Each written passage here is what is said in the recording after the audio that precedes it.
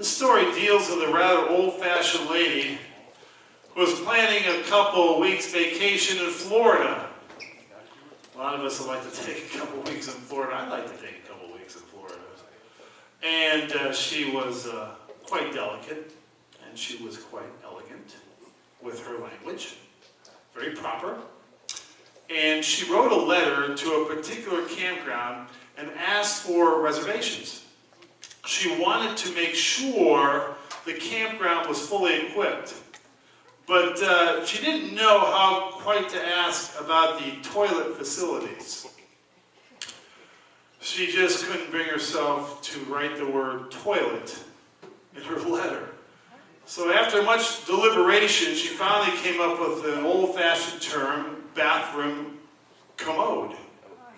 But when she wrote that down, she still thought she was being a bit too forward. So she started all over again, and she wrote the entire letter, referred to the bathroom commode simply as the BC.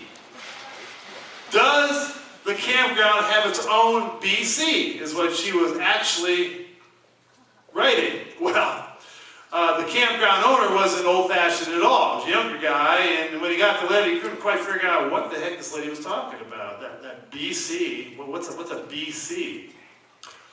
So, after worrying about it, trying to figure out what the heck's being said here for a couple days, he showed the letter to some of the other campers, and they kind of got together and tried to figure out what the lady meant.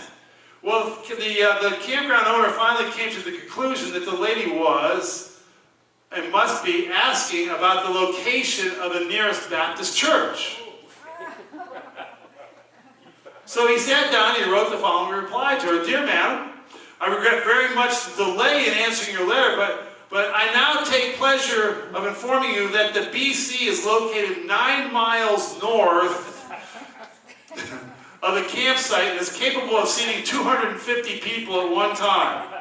I admit it is quite a distance away if you're in the habit of going regularly, but no doubt you will be pleased to know that a great number of people take their lunches along and make a day of it. They usually arrive early and they stay late. Last time my wife and I went was 6 years ago. And it was so crowded we had to stand up the whole time we were there. And it may interest you to know that right now there is a supper plan to raise money to buy more seats.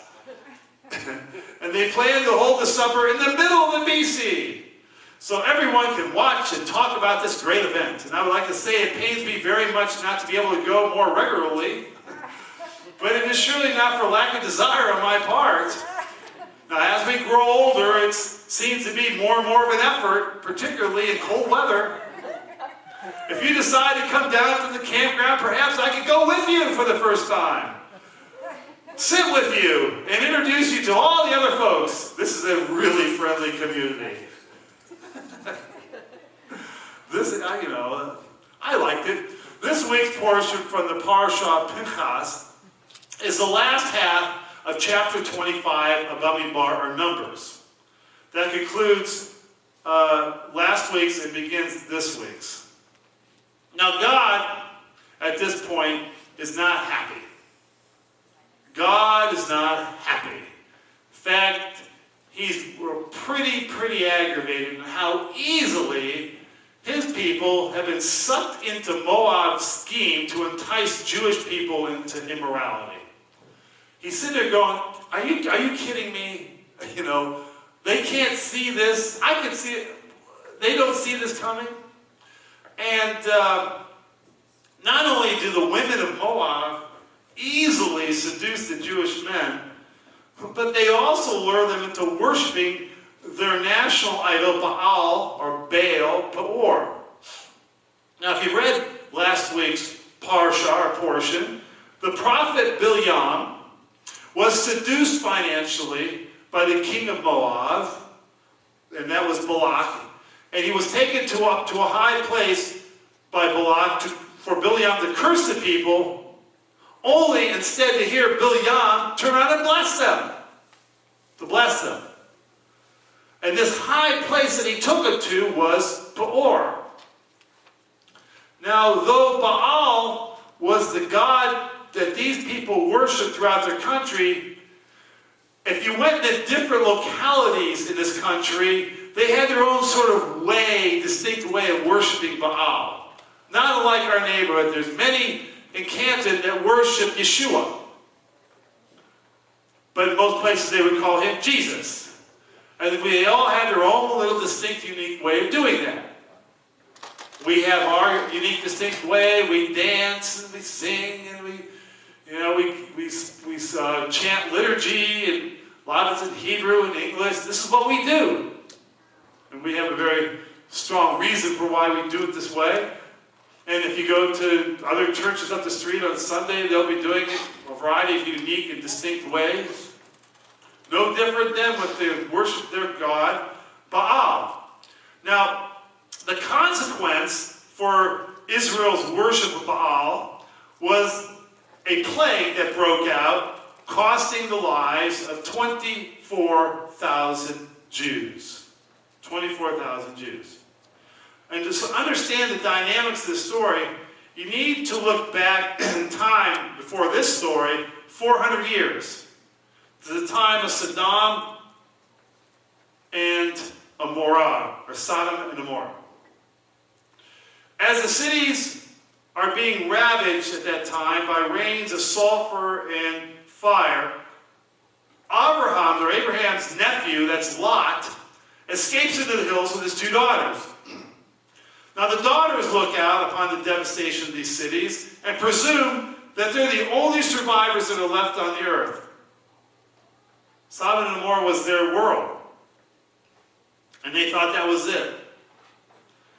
And if that be the case, they were thinking, what are they going to do?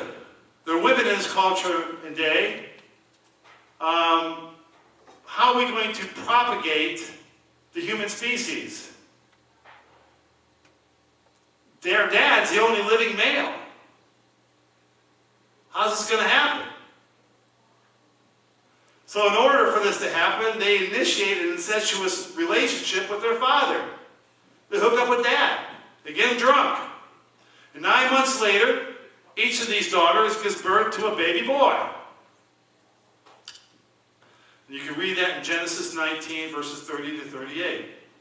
Now the younger daughter, she names her son Ben-Ami. And what does that mean? Well, Ben, if you've studied Hebrew at all, Ben means son of.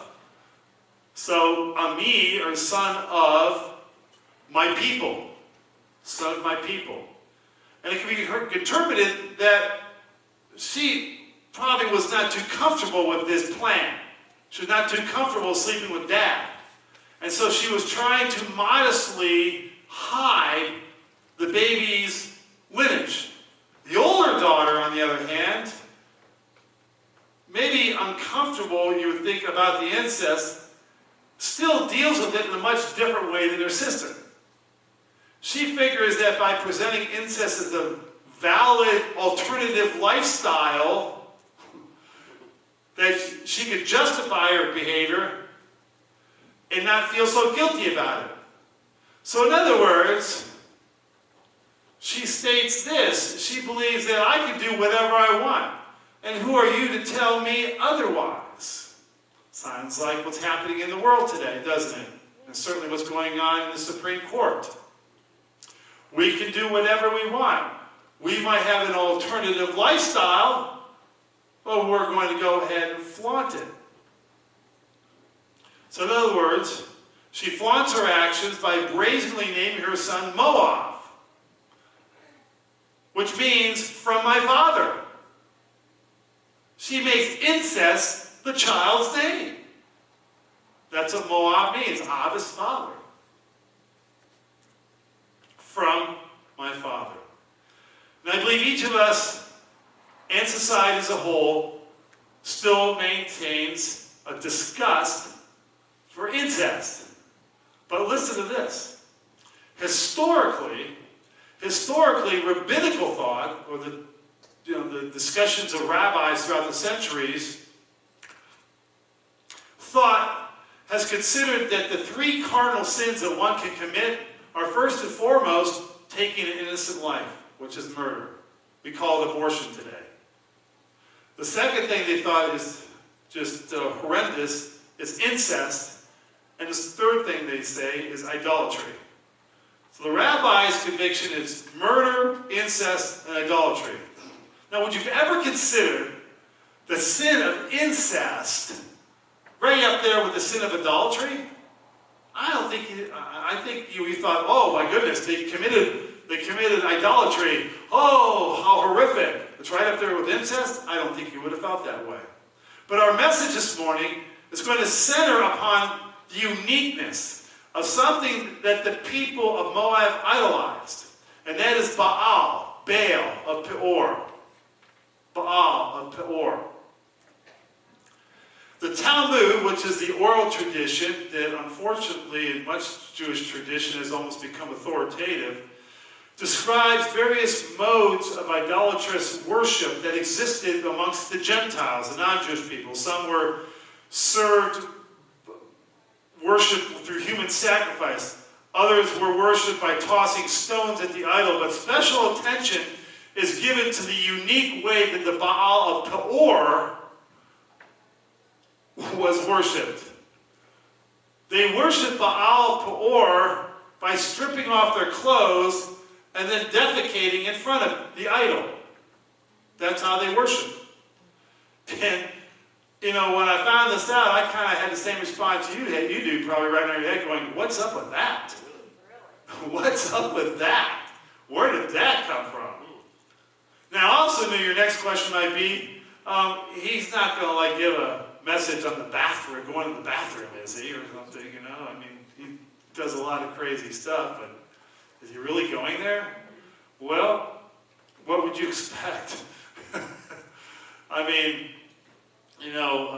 Those of you know the story about my middle son, he almost died because he couldn't go to the bathroom. Had to have a surgery. He had a colostomy bag for 9 months as an infant. And then he had a reversal procedure. But several years ago, a friend of mine got this book from his father. And the book was, and the father's, if you knew who it was, you'd probably understand. He's actually kind of a known retired merchant in the community. But the book is titled Everyone Poops. Can I say that? Am I allowed to say that in the beam? Is that loud? Okay. And the Talmud affirms this, saying that humans share 3 primary functions with animals. In fact, Ariel I don't know where this came from the other day, but Ariel he goes, hey Dad, he goes, the first thing a baby does when they're born? I go, what, Ariel, were you there? He goes, they cry. I go, that's right, they cry because they want something. That's human nature. We're always crying because we want something. Well, what else? And they're thinking of all the first things the kids do. Well, they eat. Yeah, they eat. That's right. And I go, well, they poop also. He goes, yeah. So he was all, I don't know. It's just one of the typical conversations in our home, which probably, we're pretty much assured that you won't be here next Shabbat. But the primary functions of animals we share as humans, and that is eating, procreation, and waste elimination. And whatever goes in, we all know, got to come out. Amen? Got to come out. And what separates us, though, from the animals is whatever we do in the physical was always going to have a spiritual quotient. A spiritual quotient. See, for example, regarding eating, we sanctify the act of eating by consuming only that which the Bible desires for us to eat. Biblically kosher food. We sanctify the act of sex by not being like a dog and jumping on whatever is moving. No, of course we act that way today in our world, but we sanctify the act of sex by doing so in the context of a loving, committed, covenant marital relationship. Amen? We sanctify the act of waste elimination by being grateful that we can do so, rid ourselves of that which can poison our health. And not only that, as long as whatever we stuff into our mouths will find its way out the other end and proof that we are being sustained by God. Did you know that in Judaism, that there's an actual blessing, a bracha, that you say after you go to the bathroom? Baruch atah Adonai, I don't know it. Eloheinu melech haolam. But there's actually in the Siddur, or in the prayer book, a blessing after going to the bathroom. Truly, that is a blessing from God. Now, our godless, secular society does quite the opposite. Eating, of course, is glorified. I mean, we're entertained by it, as I've said many times. My son watches the Food Channel. I used to watch TV shows about cars and things. No, my son's watching the Food Channel. Okay? And but in our society, eating is glorified as an act of physical indulgence. Amen? I mean, we have contests to see who can stuff the most in their mouth, in their bellies, and they win prizes for that. We are the fattest people in the world. The fattest people in the world. Do you realize that 25% of our population is obese? Not just at 5 or 10 over what we should be. No, I'm talking obese. I'm sorry, but I just really struggle with these little go-karts that some people have just because they're just too fat, because they can't get around. I don't understand it. But there are reasons for it. Sex, of course, is glorified as physical indulgence, glorified in advertising and film and across the internet. And of course, given the basic ideology, the fact that Moab glorified the physical act of defecation, it shouldn't come as a big surprise to us, considering the moral decline of humanity. Our society is sinking, brothers and sisters. We are slipping further away, and there's really virtually no end to the degree of vulgarity that the human spirit can come up with. You think I'm wrong? Do a search on the internet. Just make something up if you want to discuss yourself. Think of the most disgusting thing that you can think of and search on the internet, and I'll bet the farm you're going to find it. You'll find it. And somebody doing it. When one entertainer pushes the envelope of acceptability, well, what happens then? The next one that comes along has to push it even further to get ratings, to make money. It becomes a competition, not for who can most uplift the human condition, no, but the one who can degrade it the most by being gross and being extreme. The fact is that we are gluttons for the disgusting. We are gluttons for it. We idolize our entertainers. We amply award them with fame and fortune, and in a godless society, one person's perversion is simply another person's entertainment. Now, this week's Parsha, the women of Moab are in the midst of seducing Jewish men, and a plague breaks out. We might call that an STD today. We might call it AIDS. They are plagued with the uncleanness of idolatry. It is a physical manifestation of a spiritual disease. So one person, Pinchas, that's the namesake of our portion, what does he do? Well, he zealously, which of course, as we were talking about through our Beit Midrash study during the week, when we talk about somebody who is zealous, is that a compliment in our day today? If I call Bob Everett zealous, would everybody go, wow, you really complimented him? No, that is a slam in our society today. That is calling somebody a name in our culture today. If you're zealous about something, if you're a zealot, that's a negative in our world today. But that's what Pinchas was called by God. God, in fact, said, he's as zealous as I am. He's my kind of guy. He's passionate. He's passionate about what he believes. So when Pinchas, he zealously stands up for what is moral, what is pure, godlike, and then he thrusts his spear into offending couple. And what happens? The plague stops. And God awards Pinchas the first peace prize, the covenant of peace. So, What's at the bottom of what is plaguing us today as a people? Well, a lot of things. I believe part of the degradation of society is how much more and more and more we are idolizing crap. Really? Crap.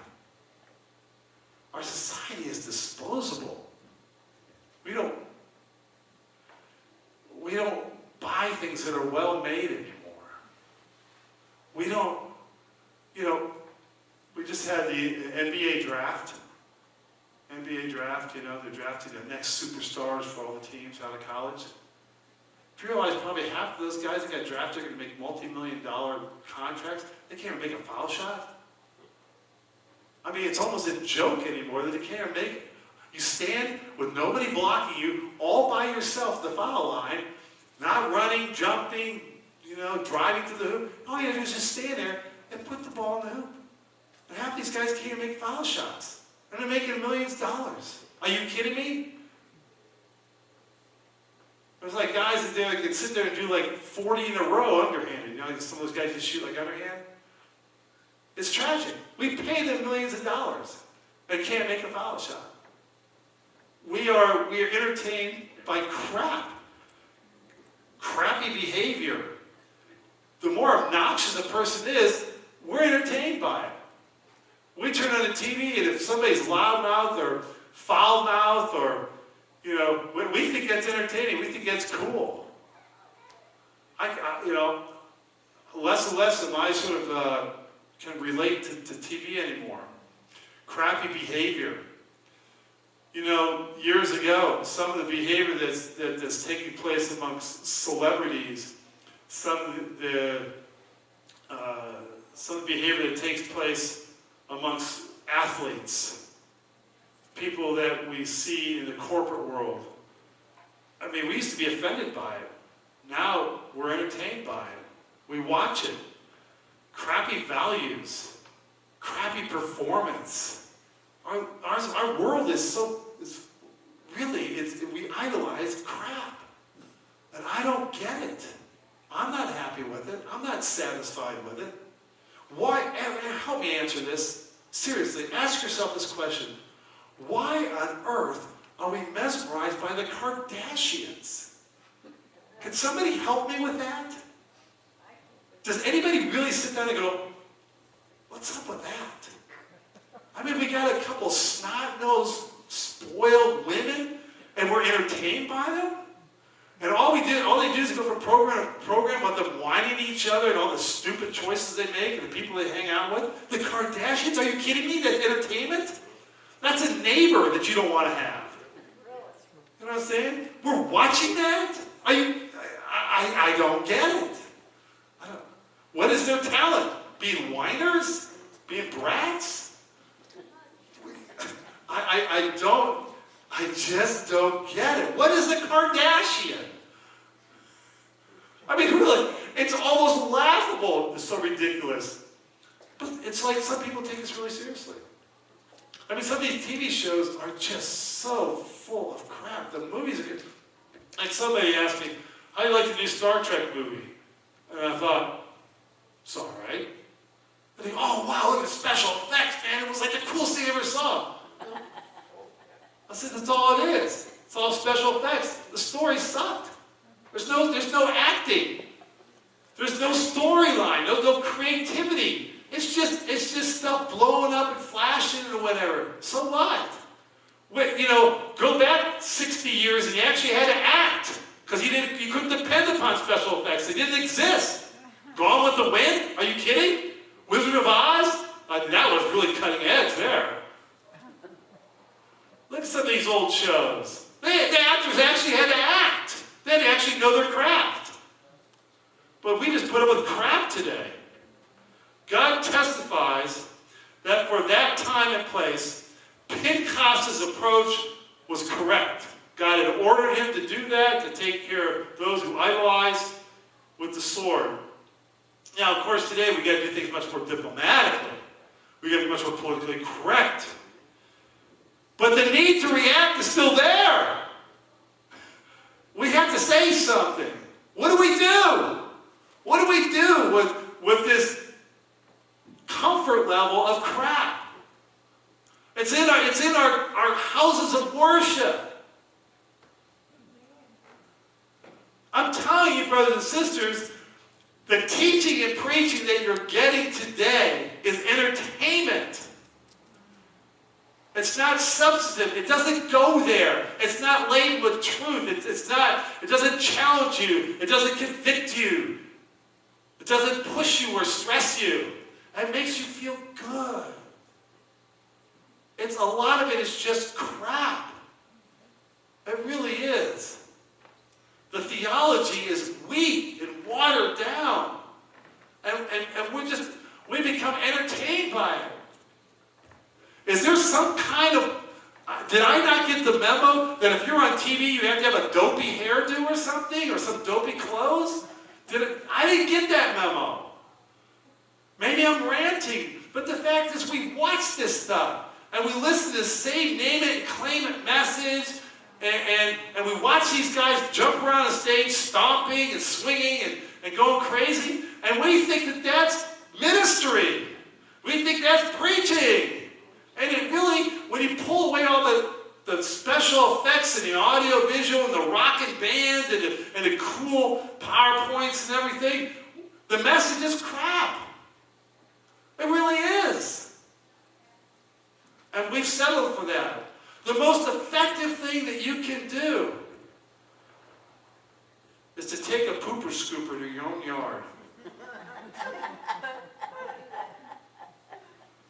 What do we do when we step on dog food like that? Does he look happy?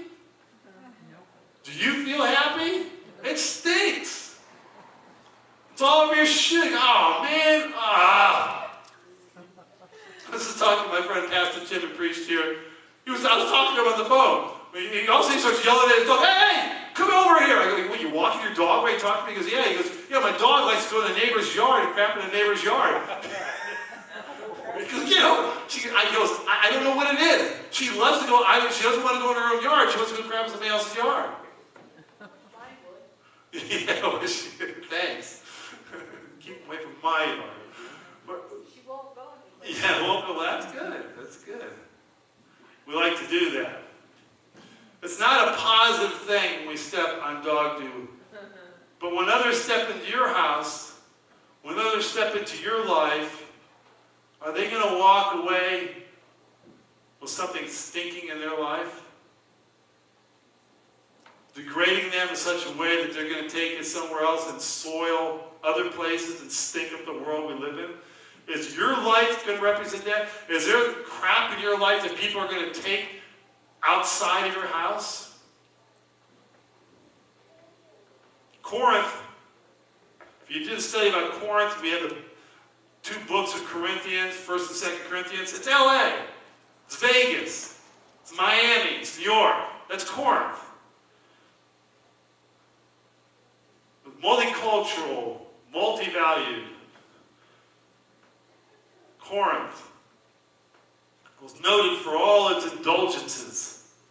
And the Apostle Paul, Rabbi Shaul, reminds the congregation there, not all things are beneficial, brothers and sisters. Not all things are beneficial. Do you know in India, if you ever watch anything about India, you see the people in the streets and stuff, you're going to notice something. Pay attention next time you see, I'll give you kind of footage of India. You know what kind of clothes they wear in India? It's true. I'm not making this up. They wear very long t-shirts. I got one. Somebody gave me one. Okay. It's a real long t-shirt about goes down to your knees. And they wear those t-shirts without underwear. You know why? Because in India, when the need arises, they just drop it. Right there, man. It doesn't matter where they're at.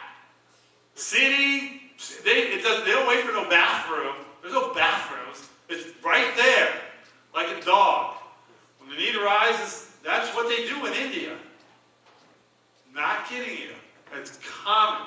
It's common. That's the culture. Squat wherever they want to, do their business. But not in our own yards, brothers and sisters. There is plenty that stinks out there, and people are trying to constantly dump it in our own yards. Dump it in our TVs. Dump it in our computers. Dump it on our children. There's a lot out there that wants to be dumped on us that stinks and is crap. And if we aren't careful, and if we're not prepared, we're going to step in it. We're going to step in it. And we're going to start stinking things up in our lives and messing up our lives. Because don't you ever have that when you're sitting in the car with your family, you're driving along, and your kids go, what's that smell? Somebody step a dog do? Now tell me you haven't had that. Yes, absolutely, you've had that happen. Right. And how pleasant it isn't for everyone else. Your mess makes it miserable for everyone else around you. Careful what you're stepping in, because it'll affect everybody around you. It's time, instead of stepping in a bunch of crap, that we start standing up for what's right. Standing up for what's right. It's time to put your foot down, not in this dog do, but start putting your foot down on the crap that's being taught in our schools. That God made gay people. You gotta be kidding me. That this was meant to be. Come on. No. God did not make gay people. God made people, and people have an inclination towards a sinful lifestyle. And so therefore, we have certain indulgences that are not of God. That's the crap that you're being taught in school. The crap that's in your neighborhood. The crap that we call entertainment. The crap that we bring into our own home. Be willing to say that that is wrong. It's wrong. It stinks. And it's stinking up our world. All the lying and deception that's taking place in the government today. Enough's enough. And we got to start supporting the voices and the people that stand, that are exposing this smell in Washington. All this lying, deceitfulness. And it's time that we start to be exposed and cleaned up. And that's continuing to go along with that kind of crap that's going on in Washington, let alone anywhere else. Stop wasting your lives by wallowing in this crap that is plaguing our world today. It's not a long message, but it gets to the point. And the point is that a lot of what we've been dealing with really stinks. It really does. And we've put up with it too long. I don't like the smell of it any more than you do. I don't like it in my yard. I don't like it in my life. And so I think it's time for us to agree about one thing. I think it's time for us to come together and agree to flush whatever crap that we have in our lives, that we've plagued our lives with, to flush it. Because before we clean up anything out there, we've got to clean it up here. So we got to flush it in our lives and clean up our lives first. You agree with me? Yes. Rise.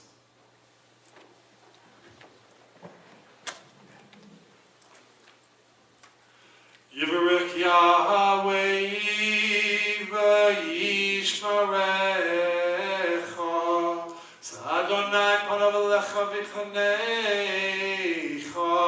Z'Adonai panav alecha v'sim lecha Shalom.